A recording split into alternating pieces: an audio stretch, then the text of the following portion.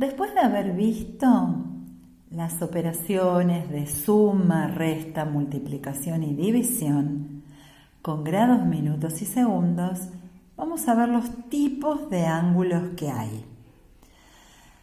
Cuando nos hablan de un ángulo nulo, es un ángulo que todavía no se ha abierto, que sus dos lados están juntos. Es el ángulo que mide 0 grado. El ángulo agudo es el que mide más de 0 y menos de 90 grados. Más de 0 y menos de 90. Por ejemplo, un ángulo que mida 53 grados, un ángulo que mida 80 grados. Todos estos se los llaman agudos. Agudos son los ángulos que miden entre 0 y 90. Después tenemos el ángulo recto, que es el que mide 90 grados. El ángulo recto es una L perfecta. Este es un ángulo recto.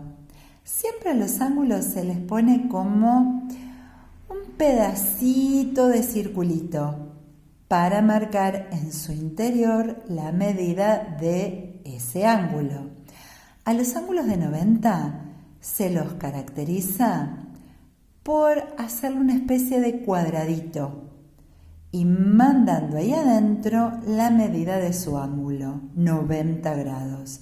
Siempre el ángulo recto es aquel que mide 90 grados justos. Ángulo obtuso. El ángulo obtuso es el que mide más de 90 y menos de 180. Por ejemplo, un ángulo así, de 120 grados, un ángulo que mida 165 grados. Estos se los llaman obtusos. Miden entre 90 y 180 grados. El ángulo llano es el que mide 180 grados. Los dos lados del ángulo se los llama semirrectas opuestas. Opuestas quiere decir que una flechita va para un lado y la otra flechita del otro lado para el otro. Este es el ángulo llano, 180 grados. El ángulo de un giro es parecido al ángulo nulo, pero el ángulo nulo todavía no se abrió.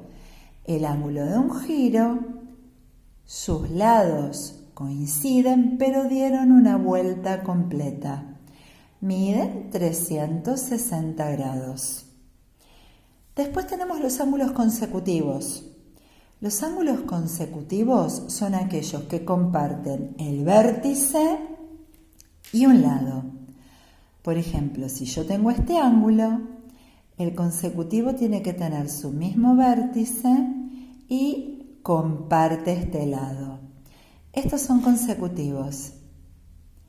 Así también son consecutivos. Comparten el vértice y un lado. Los ángulos adyacentes son los ángulos que comparten el vértice, un lado y miden 180. O sea, que entre los dos forman 180 grados y a la vez van a ser consecutivos. Yo dije 2 porque nosotros podemos armar ángulos adyacentes entre 2 o podemos armar ángulos adyacentes entre más de 2.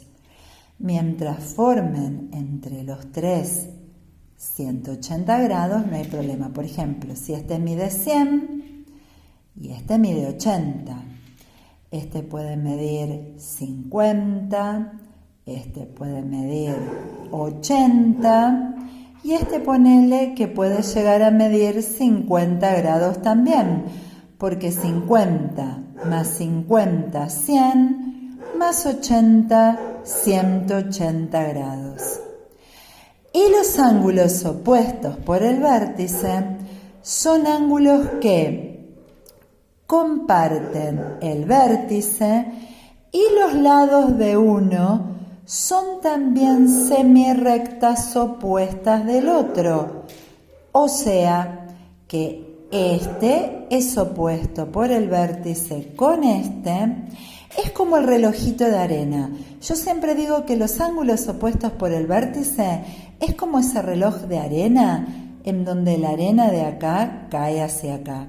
Fíjense que los lados de este, si lo prolongamos para el otro lado, pasa a ser lado del otro ángulo.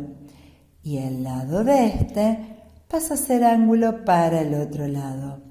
Eso sí, los opuestos por el vértice son iguales. Si este mide 70, este va a tener que medir exactamente lo mismo. Los opuestos por el vértice son ángulos iguales. Acá tenemos la clasificación de los ángulos.